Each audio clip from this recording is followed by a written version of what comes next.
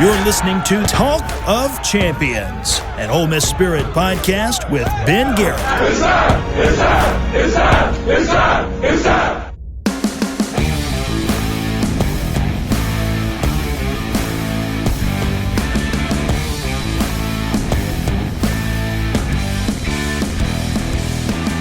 Hello again, friends, and welcome inside, at least for me, RiverLand Roofing Studios. I'm Ben Garrett at Spirit Ben on Twitter. I write and cover your Ole Miss Rebels, basketball, football, baseball, you name it, recruiting.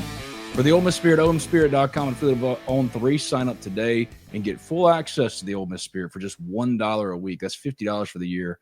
That's the Ole Miss Spirit, OMSpirit.com and affiliate of On 3. RiverLand Roofing powers everything we do at Talk of Champions. RiverLandRoofing.com for all your roofing needs. 662-644-4297. Our thanks, of course, to RiverLand Roofing. And the man you're looking at right now is Michael Katz of the Daily Journal. He also covers your Ole Miss Rebels football, baseball, basketball.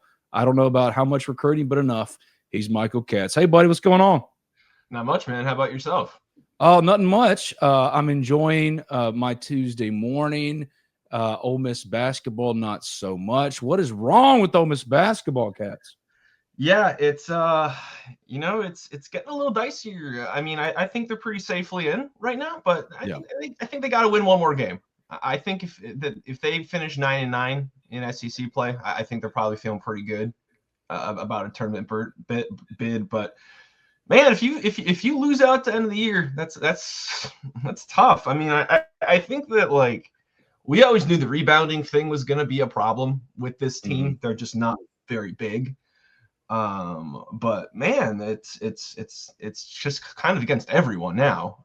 They are just not winning that fight. They're kind of getting out toughed, and they're just getting themselves into these really bad situations. Like, they get in these big holes and they'll dig themselves out of these big holes. And then it's too little too late. It's just, I don't know. I don't know if this team is, like, worse than it was. I just think that their kind of style of play is catching up with them, if that makes sense, and it's catching up with the schedule.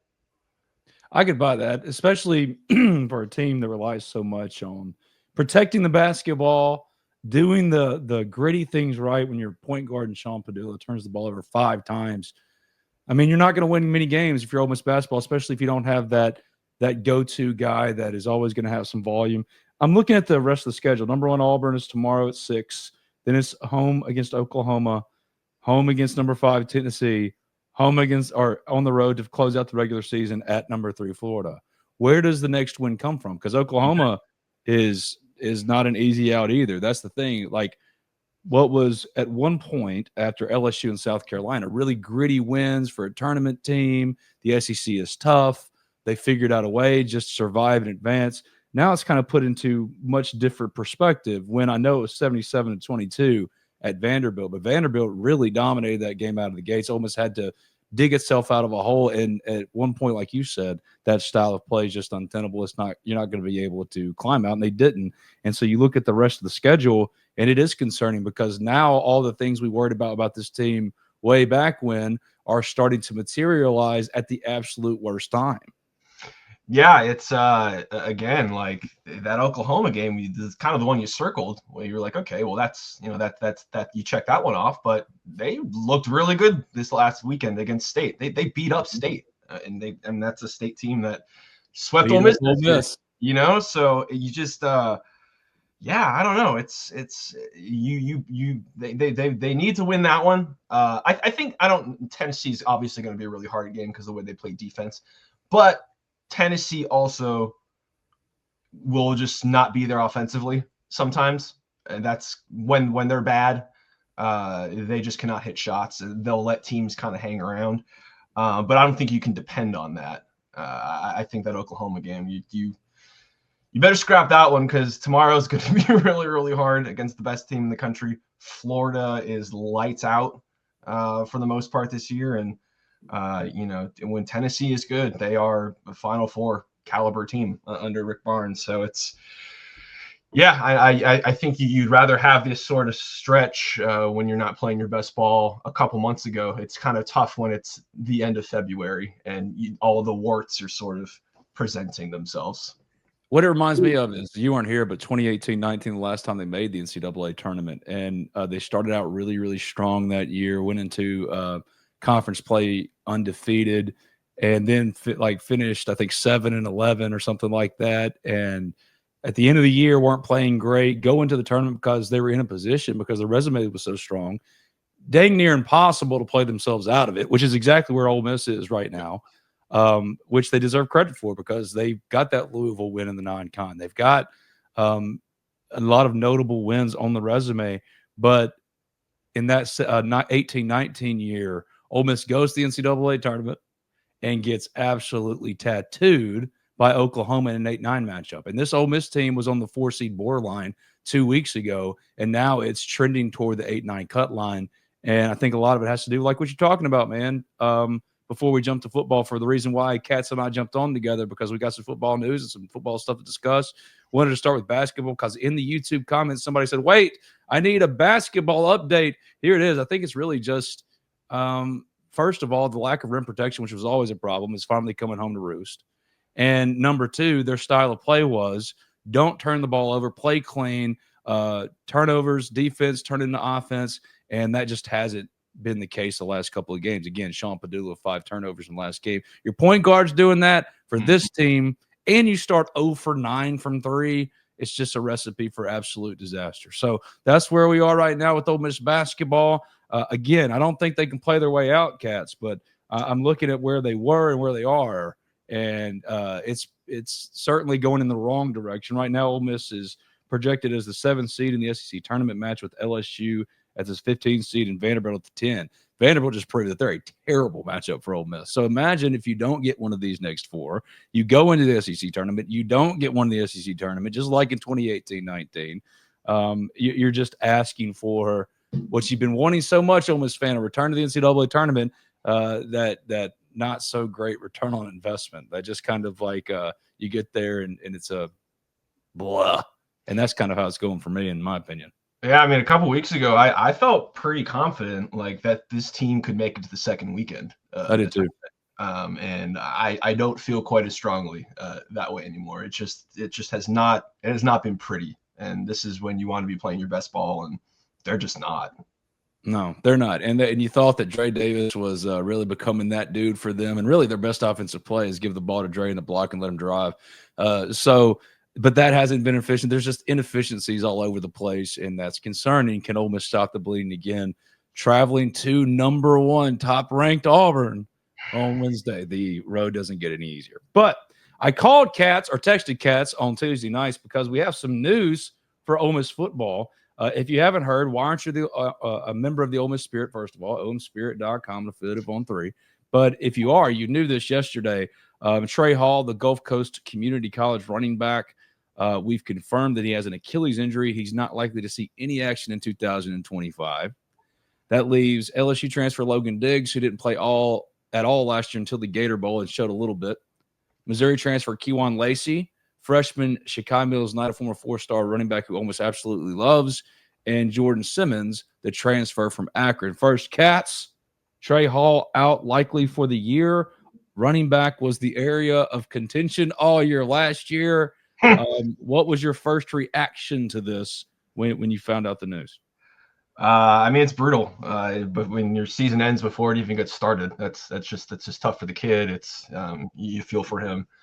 But again, like they brought in a lot of guys that I think that they were excited about. Like you don't bring these guys in if you don't think they can do something for you. So to lose one is tough. As you mentioned, the running back room was a conversation for a lot of last year. I think it's a different conversation this year. But that's a guy that I think they were hoping they could get something from, and for it to not happen at all, it's brutal for the kids, brutal for them.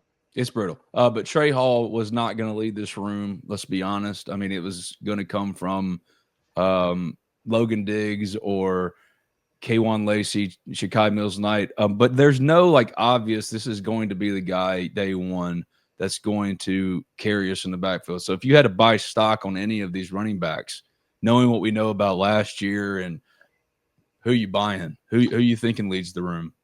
Man, I probably would have felt better about Mills Knight because I really like him. But he's not on campus yet, correct? Correct. He was not mid-year enrolled. So that makes it a little tougher when they don't get spring ball and they're just coming in, like Quinshawn a couple years ago came in spring, so he had those reps and he was a little bit more ready as a true freshman. So I'm kind of backing down from that one a little bit, though I do think that he is going to play a big role. I think Lacy's a good bet. I mean, they liked him a lot coming out of high school, obviously, and they got him this time. I wouldn't count out Diggs. I think they really like him too. And I think, when he's finally completely back from that injury, again, we saw a little bit of it in the Gator Bowl, and he had like 3 or 4 carries, whatever it was. But again, he's a guy who's been productive at a bunch of different places. So I think that there's room for that sort of veteran back who you kind of know what you're getting when you put him out there for the most part. He's going to churn out yards, but I think him and Lacy are pretty good for buying stock. Lacy, I think, could be if he gets going, I think they could ride him. Yeah, I do too, and I think that's the leader in the clubhouse because, like you said, coming out of high school as a 4-star prospect that Ole Miss absolutely loved and got to the final decision. It was between them and Missouri. He goes with Missouri. Not a lot of production in his freshman year at Missouri. Jordon Simmons from Akron is a versatile player that could wear a number of hats for Ole Miss. And Dominque Thomas is still here as well, and he flashed a little bit as a short yardage guy last year. The question is, has Ole Miss done enough? Because there's another window coming up in April. It's only 10 days. It's shorter. The options are going to be different. I mean, this is not like the first portal window when it's thousands upon thousands. There's going to be a lot of kids get in and try to find a home, but the timeline is much different. The quality of player and the selection that is afforded to these colleges is going to be different once that portal window opens. So have they done enough, or do they need to add another? See, I think if you don't have your guy yet, you're probably not going to get it in this next window. I don't know. For me, that second window has always felt more depth, or just sort of trying to bring guys in who can do something for you. I mean, I just feel like you're not finding a ton of game changers in that second window. Obviously, there's exceptions to that rule. But I think that with the guys they brought in, I think are the guys that they are expecting to be their leading guys. Could you always use more, of course, and it's going to be interesting to see what everybody looks like when the spring starts. But I would have to imagine they might bring a running back in, but I don't think it's going to be somebody that is going to lead the room, if that makes sense. Have they done enough? Do you think that knowing what we know, because last year it was all about Ulysses Bentley because of the inefficiencies of the running game. Why is the highest graded returning running back in the SEC not getting carries? Then I show up and ask the question again and got called to the principal's office, Lane's office, and Lane was really cool about it until I didn't show up for the next thing. And he was like, "Where's?" He noticed. Where's stupid Ginger Shrek at? So I will be showing up this year. I've learned my lesson. I need to be there and all that stuff. But the point is that last year running back was probably the number one conversation piece for any Ole Miss fan about the season that wasn't. They finished with 3 losses. They didn't make the playoff. And you could point to the lack of a running game almost directly for a number of the offensive inefficiencies in those losses. So have they done enough? I mean, who do you how do you grade this right after an off season where you knew they had to go add some pieces? I like what they got. It's just I don't know if they got enough. Yeah, I don't know if they have a guy that right now you're like, man, that is an all SEC running back right there. That's a dude who's going to lead them he's going to have 100 yards in big games and all that kind of. I don't know if that, at least as of right now, if that guy is there. And I don't know if that's the way this team is built. I think, like you said, I think they brought in a lot of nice pieces. And I think that you can create a productive running game with the pieces if they use them. But as we've seen, it's always sort of hard to figure out how the rotation is going to look, who's not going to see time, all those sorts of things.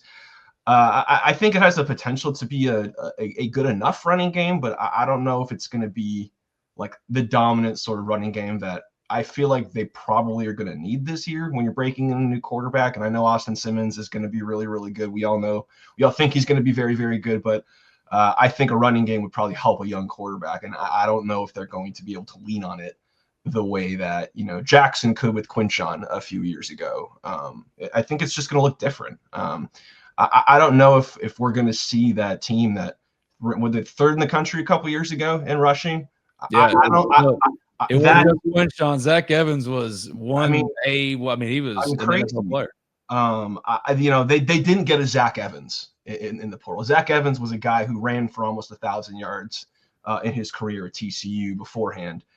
You knew what you were getting in Zach Evans. He was a 5-star kid coming out of high school. He was a huge deal. I don't think they have one of those. Protecting homes and businesses from the whims of nature, you need more than just quality materials. You require RiverLand Roofing. Licensed, insured, and certified, RiverLand Roofing offers not only the assurance of excellence, but a tailored approach to your unique structural needs and budget.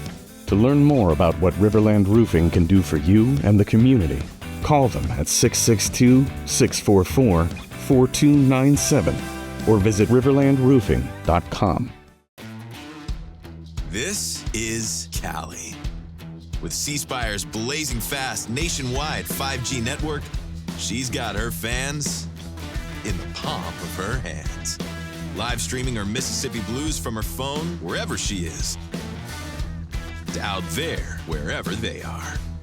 Right now, get the latest 5G phone on us. Only at C Spire, customer inspired.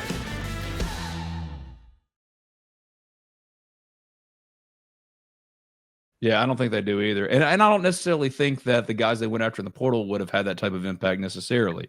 I think Mekhi Hughes, who ended up going to Oregon, getting paid, joining his brother, making $1 million, I think, at Oregon. I mean, look, that Ole Miss is not going to pay $1 million for a running back in a year where they're retooling. I'm not saying rebuilding, they're retooling.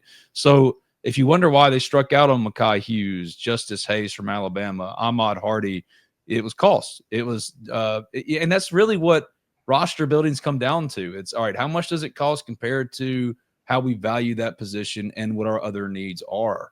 And yeah, Ole Miss had an obvious needed running back, but that one guy wasn't going to solve it for them. They wanted multiple options. That's where the Trey Hall injury kind of hurts, is because it hurts your depth. You didn't have depth last year. You thought you did, but you didn't. Rashad Amos didn't do anything for you. Dominique Thomas was a short yardage guy. Logan Diggs was out all year because he was hurt. This year, you try to replenish the cupboard with the amount of money it costs to go get one Justice Hayes or one Ahmad Hardy or one Fluff bag, Bothwell, who ended up going to Mississippi State. They just got in the game late with him. I think that's the only reason why they weren't a finalist, or they were a finalist, but they didn't win out.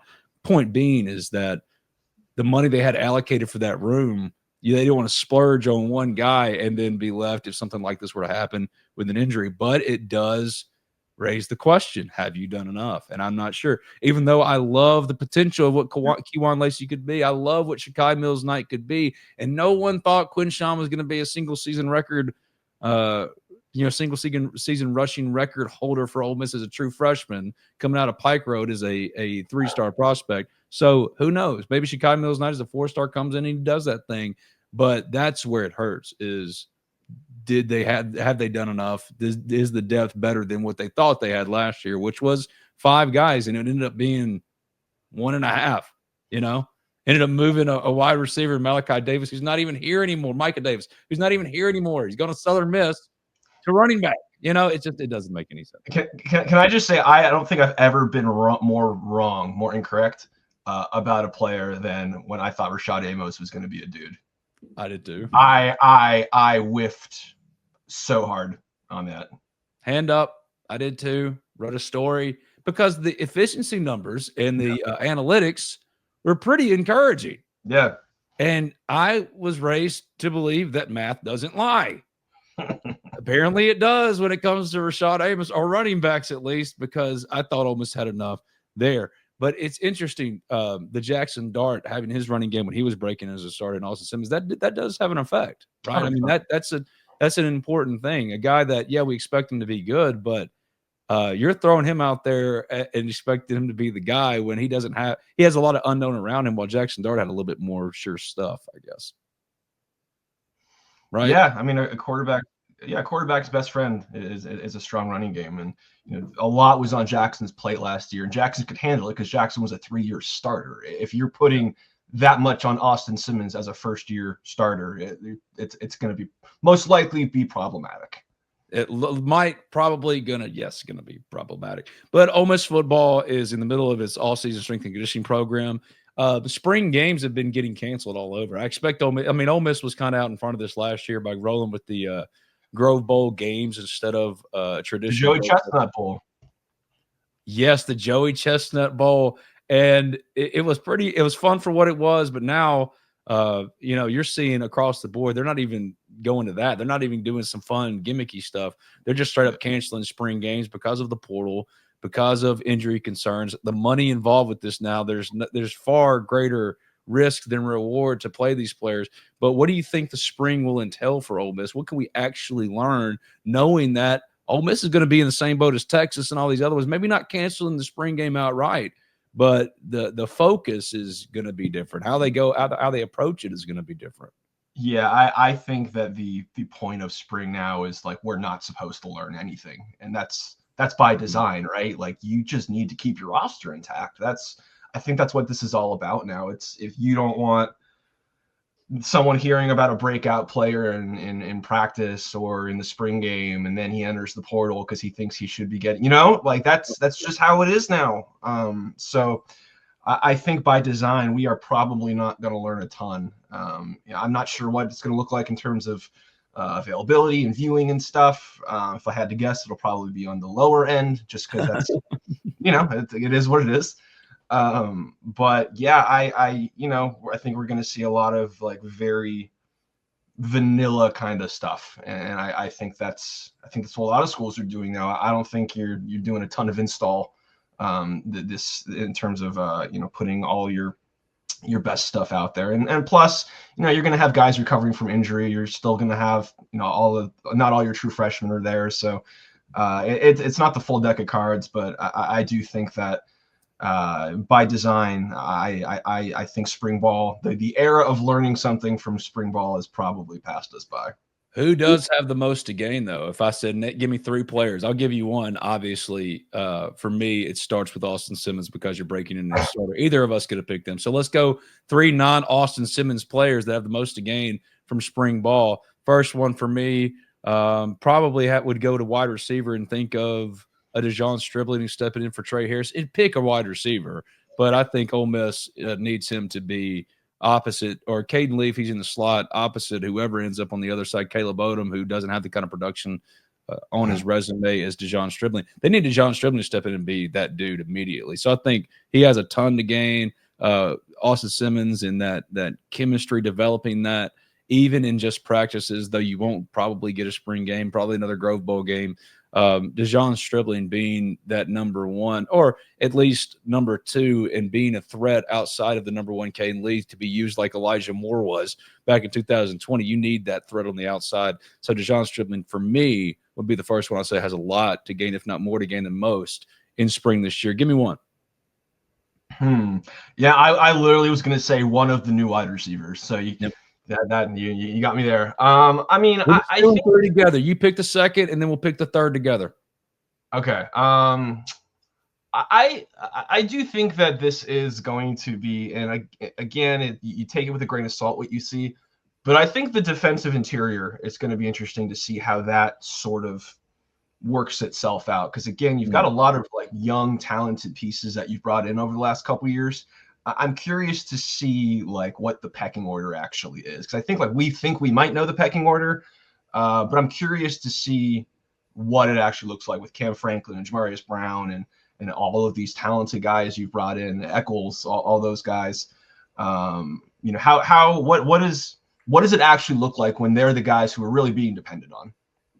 It's the second most important question, if not the top one for defense, because you're replacing your entire starting defensive line, Katz. The same defensive line that set records for Ole Miss in sacks and tackles for loss, and you still lost 3 regular season games. And now you got to replace them. It wouldn't surprise me because every single one of them has already gotten a first-round projection. To see all of Princely Monmiel and Walter Nolan, Jared Ivey get into the first round potentially. And this week is the NFL scouting combine, and Ole Miss is sending a program record 11 players to Indianapolis. Are you going? I am not, but I will be following. I'm a combine sicko. I love the combine. I love the combine too. I really thought about going this year, but the novelty is worn off. Like when I went and covered it a few times, it still felt like something people were discovering a little bit. And now it's become like SEC Media Days where it's free content and there's no, But I am absolutely going to be plugged in because 11 Ole Miss Rebels are program record. Ole Miss Rebels are there in Indianapolis. Jackson Dart, unlike Shedeur Sanders, is going to throw, which let's be honest, is he making himself into a first rounder?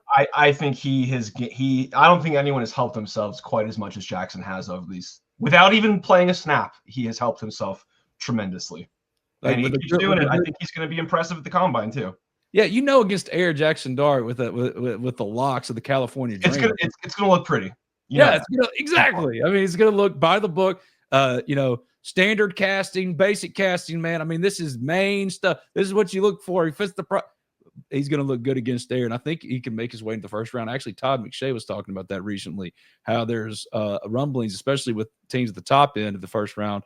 Why, like we've been talking about here on Talk of Champions, why take a chance on a guy who, when you could get comparable value later and address more needs with guys like Abdul Carter or Travis Hunter? These are the top end guys. I mean, these are the guys that I would be wanting to take first or second, not necessarily quarterback, but quarterbacks always get difference. All right, third guy that has the most to gain for Ole Miss in spring practice, I think pick a corner, but I'm going to say TJ Banks, only because, like we talked about running backs, and Ole Miss could add another running back here in the spring portal after Trey Hall gets hurt.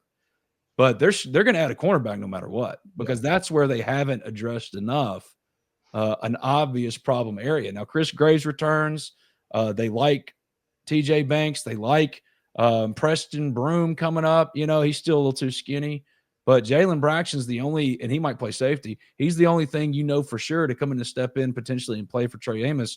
So for me, TJ Banks, time to step up. The old days of, can so-and-so step up because so-and-so is gone. Those old football stories we used to do, Cats. It's like, hey, a tenured guy stepping up, just a newcomer, a young buck. Can you take your turn, I think that fans are going to really, truly appreciate how good Trey Amos was this past year. And not saying that none of these guys aren't going to be good, but when you have a guy that can lock down a side of the field like Amos could, you really take that for granted. Yep. Completely dominated his side of the ball. No one threw it to his side. So TJ Banks, this is your spring, man, even though you probably won't have a spring game. He's Michael Katz. He covers your Ole Miss Rebels for the Daily Journal, and I'm making him a regular contributor to Talk of Champions. He doesn't even know it yet, but I'm making him a contributor. This is breaking news. I love it. See, this is just part of it. He's too good. He's too fun to talk to. Ole Miss baseball this afternoon, Tuesday, rival Southern Miss, 6 of their first 7 games. They won them. They're in the top 25 at number 24. Southern Miss, number 22. Will McCausland is getting the ball for Ole Miss. The start for Ole Miss, not Alex Caney, both transfers, but Will McCausland could not have been more impressive in that bounce back win over number 15, then number 15 Clemson in Arlington. Your thoughts before we jump out of here real briefly about where Ole Miss baseball is. Am I pulling back on the hopium a little too much? Because I'm not going to lie to you. I'm starting to talk myself into some things, Cats. Yeah, I mean, did we learn anything against Eastern Kentucky? No. They did what they needed to do. But at the same time, we saw LSU lose to Omaha in one of their games over the weekend. True. You took care of business, and that does count for something. I still think that what we saw that first weekend was really impressive. Is Arizona as good as we thought they were? Probably not. They seem to kind of be all over the place right now. But we know Texas is really good. We know Clemson is very, very good. I think winning 2 of 3 in that Arlington tournament was a really big deal. And I think today is going to be interesting too, because Southern Miss, again, they're in the top 25 now as well. I think they're 22 in D1 baseball poll. They've always got a great program going. I think I've talked myself into this.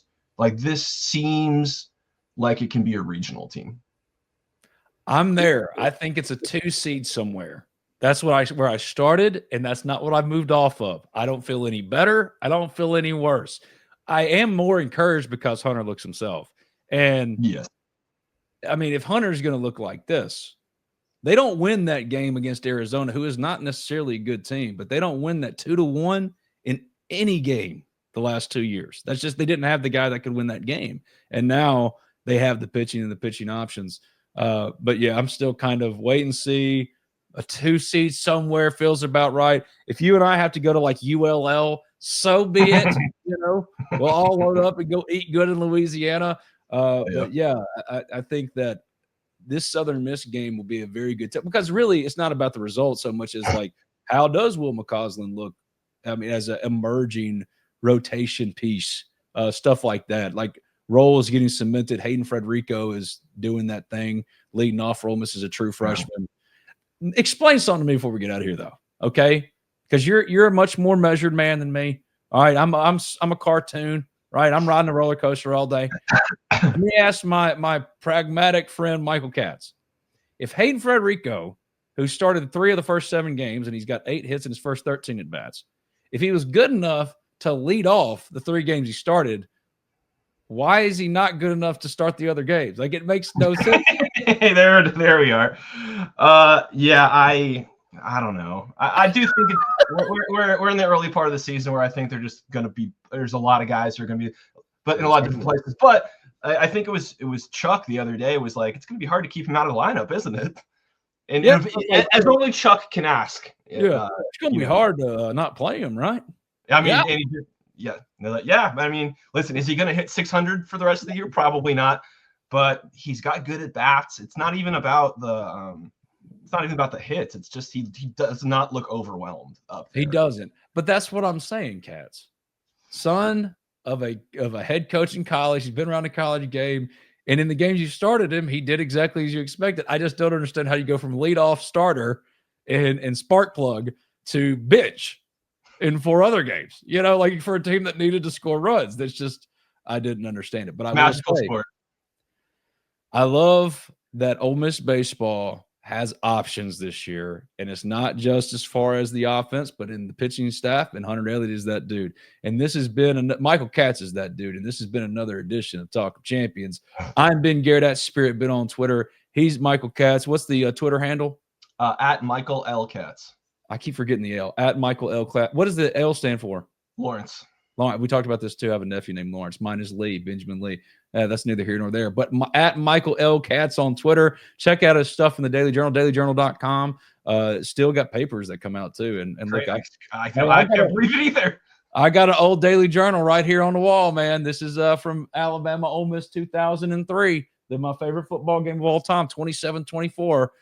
Still on the wall. So the Daily Journal, Michael Katz, and I'm Ben Garrett. I write for the Ole Miss Spirit, omspirit.com, and affiliate of On3. Sign up today. 1 week, $1 per week for the full year. That's like $50. We'd love to have you come hang out with us. And yeah, RiverLand Roofing, which powers everything we do. RiverLandRoofing.com. The little house up top that you can't see for all your roofing needs. 662-644-4297. Katz, it's RiverLand Roofing. Look at that. Look at that. Like coming into your TV screen.